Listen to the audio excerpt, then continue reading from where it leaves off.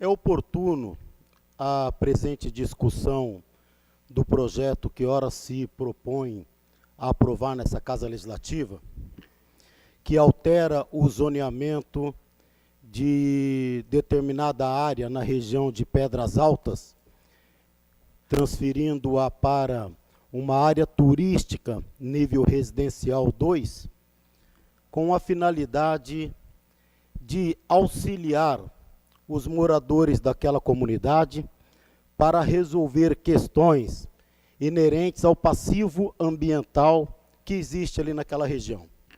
Aliás, o passivo ambiental, o qual nós estamos discutindo aqui, é o mesmo que cerca boa parte da área territorial da Baixada do Maciambu, que, infelizmente, retira do detentor da posse da terra, do proprietário da terra, o direito daquilo que vem disposto no Código Civil Brasileiro, que é o de usar a propriedade, dispor da propriedade, alienar a propriedade. Os senhores que se fazem aqui presentes, eu tenho acompanhado já de longa data a aflição que opera sobre as propriedades de vocês. E a angústia, obviamente, que traz a vocês, pais de famílias, pessoas de bens, que muitas vezes são tratados por algumas autoridades como se fossem bandidos, como se tivessem sobre uma área trazendo problemas, usurpando o direito de alguém. Tudo bem que, sobre o ponto de vista da questão ambiental, no que prescreve o artigo 226 da Constituição Federal, que fala que o meio ambiente deverá ser garantido para gerações futuras, é certo, e eu posso afirmar, que há grande possibilidade do homem utilizar a propriedade de forma sustentável, de forma sem ter que agredir diretamente o meio ambiente, sem causar danos ao ambiente o qual está vivendo.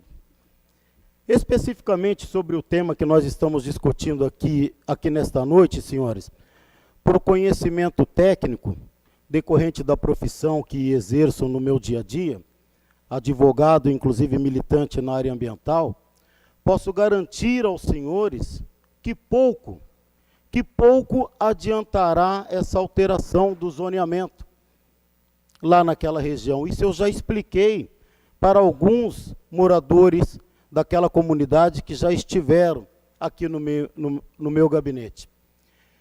Este problema, como disse inicialmente, ele é um problema de toda a Baixada do Maciambu. E o município precisa, e o município, quando eu digo aqui, eu falo num sentido amplo, o município, por suas autoridades, precisa ter a coragem de enfrentar o entendimento do Ministério Público, de enfrentar a legislação ambiental, de enfrentar os julgados dos magistrados da Justiça Federal, que por uma questão de jurisprudência, de jurisdição, desculpa, é quem tem a competência legal para determinar o que pode e o que não pode naquela região. Muitas das famílias que possuem ocupação naquela região, senhores vereadores, estão alguns com sentença de demolição, julgada procedente a nível de primeiro grau, ou estão na iminência de receber uma ordem judicial determinando a demolição. Lá no Rio Grande do Sul, no TRF4, alguns desembargadores têm entendido que, se tratando de áreas consolidadas, principalmente em áreas urbanas, não há de se aplicar a legislação mais restritiva, que é a legislação ambiental. Em alguns casos, aplica-se a legislação flexível, que, via de regra, é aquela que interessa ao desenvolvimento público, que interessa ao interesse público, que é, no caso, a lei de zoneamento municipal que tem origem no plano diretor municipal. Em 2009, através da Lei 14.361, o legislador estadual criou a Lei da APA do entorno costeiro. E lá no seu artigo 16 ou 17 da lei citada, ele criou a obrigatoriedade do poder público de constituir o plano de manejo. O plano de manejo, muitas vezes, já tive a oportunidade de falar aqui nessa tribuna, nada mais é do que um plano diretor ambiental. Um plano diretor que dá subsídios técnicos com a finalidade clara do que pode e do que não pode.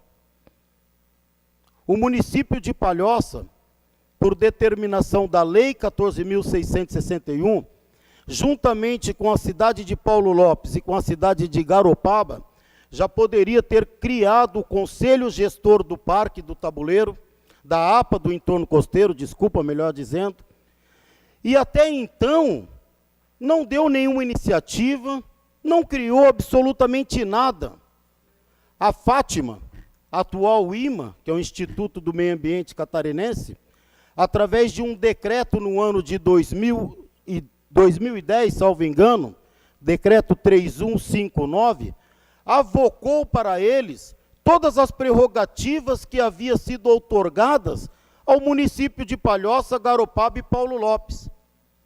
No ano de 2017, em março de 2017, este vereador, juntamente com outros vereadores dessa casa e assessoria jurídica aqui desta casa, tivemos a oportunidade de fazer uma análise jurídica do documento e concluímos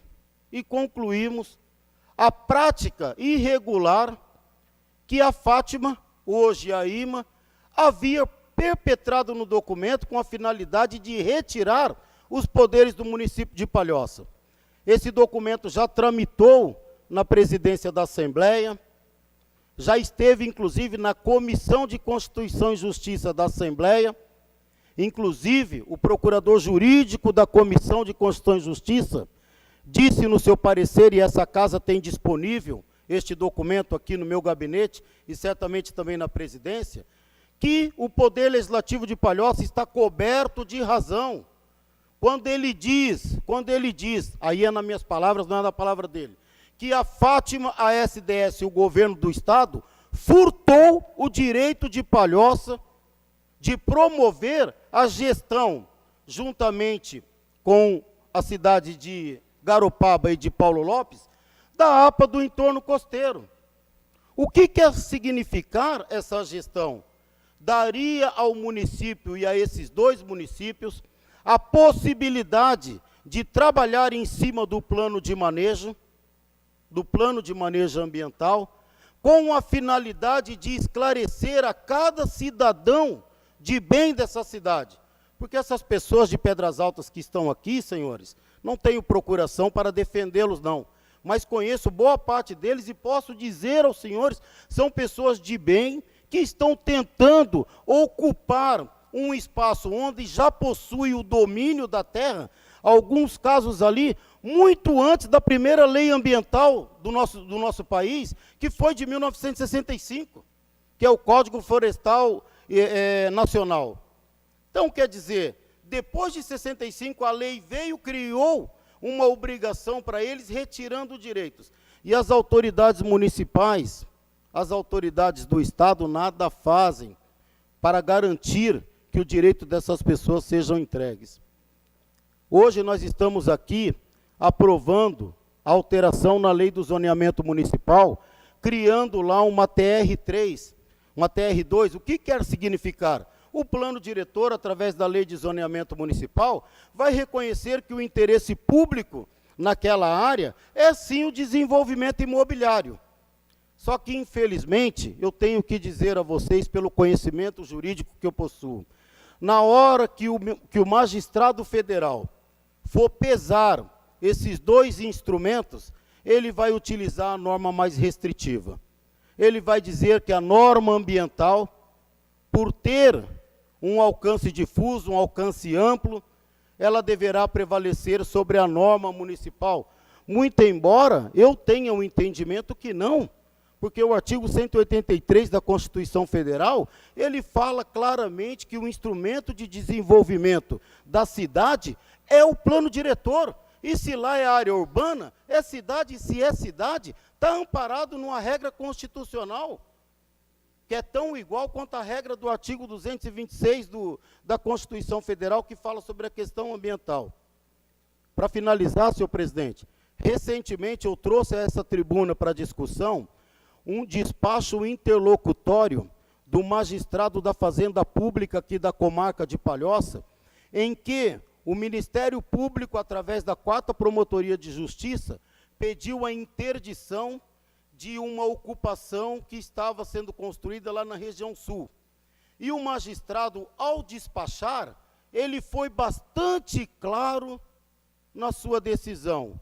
Enquanto não houver a constituição do plano de manejo, eu tenho esse documento disponível no meu gabinete. Enquanto não houver essa disposição do plano de manejo municipal, aplica-se a regra mais restritiva.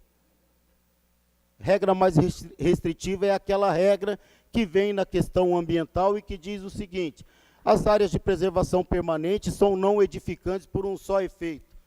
As vegetações de restingas devem ser preservadas. As vegetações de Mata Atlântica, elas não podem ser suprimidas. Então, vai aplicar a regra mais restritiva. No caso dos senhores, infelizmente, vai ser a mesma coisa. Na hora que o magistrado for decidir, ele vai analisar dessa maneira. O município de Palhoça, por meio das suas autoridades, senhores vereadores, precisa dar um tapa na mesa e dizer ao governo do Estado que não aceita mais a imposição feita no decreto 3159, que deve ser revogado, inclusive já foi reconhecido pelo presidente da Comissão de Constituição e Justiça da Assembleia Legislativa, que dá este parecer no documento, dizendo que o vereador acerta quando diz que o decreto afronta a lei e que deve ser revogado. Amanhã, depois de quase 3 meses de tentativas, todos os vereadores estão convidados, nós vamos nos reunir com o presidente da IMA, às 14 horas, para tratar especificamente sobre esse assunto. Ele já foi alertado, inclusive, sobre o tema. Eu tive a oportunidade de encaminhar via e-mail para a secretária dele os 2 pareceres que vieram da Assembleia, e lá nós estaremos novamente contestando a legitimidade da Fátima de querer administrar a APA do entorno costeiro. Não é prerrogativa dela. A prerrogativa da Fátima é administrar o Parque Estadual da Serra do Tabuleiro, aquilo que é extremamente restritivo e que ficou mantido pela lei. E para finalizar, senhor presidente, para ficar como alerta, a IMA, através da antiga Fátima, está fazendo o plano de manejo do Parque Estadual da Serra do Tabuleiro. Eles já realizaram as audiências públicas, e neste plano de manejo, eles vão criar a zona de amortecimento, com base na Lei de Políticas Públicas do Meio Ambiente, e existe uma grande possibilidade de toda a Baixada do Maciambu, num limite do Parque Estadual da Serra do Tabuleiro, em sentido à praia, poder novamente ter restrição ambiental de até 500 metros. Quem teve a oportunidade de conhecer sobre as áreas de proteção especial, que vigorou aí até o ano de 2007, salvo engano, sabe o que eu estou dizendo. Novamente, nova restrição impedindo o direito de uso da propriedade ou da posse.